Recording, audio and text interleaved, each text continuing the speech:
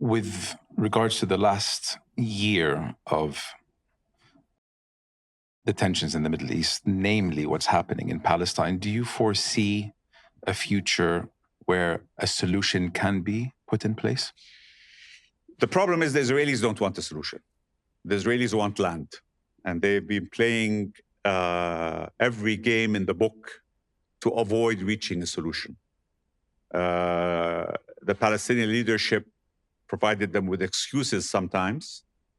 And certainly what Hamas did provides them with other excuses also, which is very unfortunate. But ultimately, as the kingdom said, and as Prince Mohammed said, there has to be a Palestinian state. Now, one of the things that the Israelis hide behind, they say, well, we cannot rely on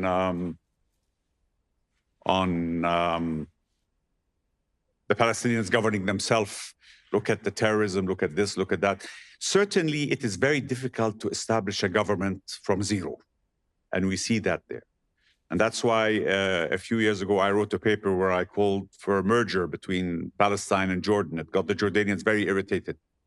But it's really, I think that Jordan is a country which has, tremendous ties to Palestine, and it has a decent government and a good infrastructure. And it's like merging two companies, one with a good management team and one with no management team. And I think that if you had merged Palestine and Jordan, you would negate the excuse the Israelis have that there isn't a credible government on the Palestinian side to rule it. And Jordan, which is a very stressed country economically, could benefit from a larger population, more land, sea exposure on the Mediterranean with Gaza, and a much more important geopolitical position. But I think the Jordanians are very short-sighted. They got very irritated when I wrote that paper. And they are just they feel they want to try to hold on to what they have. But what's happening, I think, is that the Israelis, and I wrote that in my novel, Arabian War Games, the Israelis want to kick the Palestinians out of the West Bank into Jordan. And when I wrote the book 12 years ago, people said I was hallucinating. We see it beginning to happen now. And we see it in Gaza. They're trying to kick them out into Egypt. So we need to think outside the box. Unfortunately, and this is purely my personal opinion. The kingdom's position is very clear that they want a Palestinian state with Jerusalem as its capital. But I just think that we're going to have to think out of the box if we want to find a solution and outmaneuver the Israelis, because they have such enormous influence in Washington. Even though you are hearing more and more voices in America now that are coming out to question this, no questions asked support that America gives to Israel. But still, Israel retains a tremendous amount of influence in Washington and has been able to, it's the tail that's wagging the dog, really. What's good to see, I'm going to call it good to see, is that Americans are now asking, why do we send so much money to Israel when we have a homelessness problem? Absolutely. When we have an education problem, why are we supporting them when we should be supporting ourselves? Absolutely. And I like hearing of those conversations happening in the Absolutely. States. Absolutely. There's myth that Israel is such a strategic asset for America. Israel is actually a liability for America. America, before Israel came into the picture, was very popular in this part of the world. It had no colonial history, unlike the British or the French.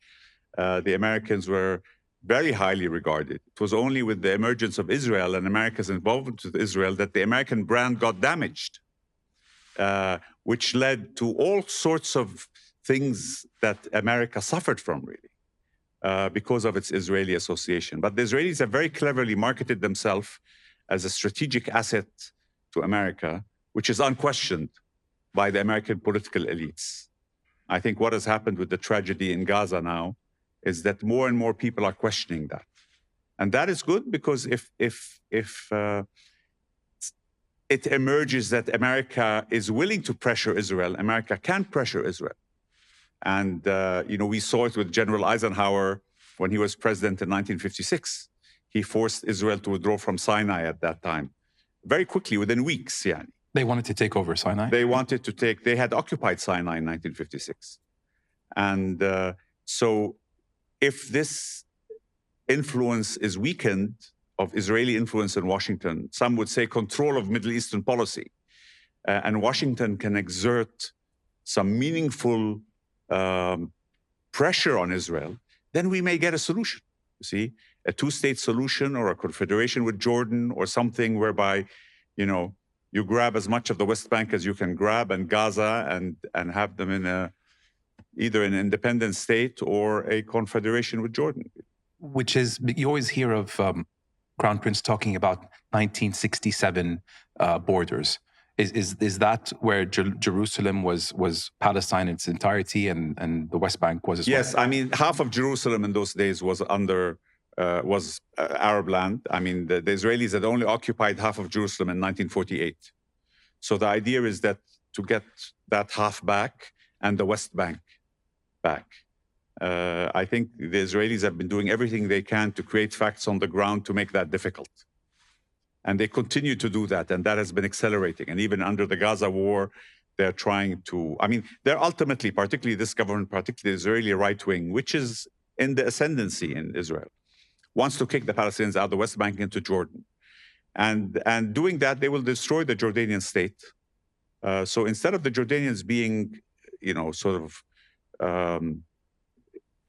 far-sighted and understanding that this is happening, they should have taken over the Palestinian file, or work to take it over and work to merge with quote-unquote Palestine and create a much bigger entity that would have had much more leverage with the Israelis, much more importance for the Americans, much more importance for the Arab world, and solve the problem that has been nearly unsolvable for 75 years.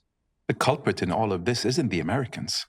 Well, the culprit of all this, the beginning was the Brits, of course, because the Brits occupied Palestine after the Ottoman Empire, and they had issued the Balfour Declaration. Effectively, the British government decided to give Palestine to the Jews. I mean, the Jews were 5% of the population at that time, and they were Arab Jews. They were not Polish Jews. But Britain, for its own reasons at that time, it saw Jews as being very influential in Bolshevik Russia and in America during the First World War. And it issued a letter that said, we look favorably upon setting up a Jewish national home in Palestine. And that started the problem, because obviously these immigrants came from Europe and they displaced the indigenous population and kicked a good portion of them out. And they're kicking them out or working to kick them out today. 80 years later. Aside from the genocide, really, that they are committing in Gaza. I mean, these pictures, aside from the people who are being killed, but these pictures of children losing their arms and legs and suffering and having surgery without anesthesia, it's really, mind-boggling. And one cannot but also be angry with an organization like Hamas, because when you are living next to a maniac, and you know that this Israeli government particularly is the equivalent of a maniac, you provoke them in that way. You know they're going to. You give them an excuse to exact disproportionate revenge on the population, and they've flattened Gaza. They have turned Gaza, as the Americans say, into a parking lot. And so it's a huge tragedy, and one doesn't know what one can do about it, really.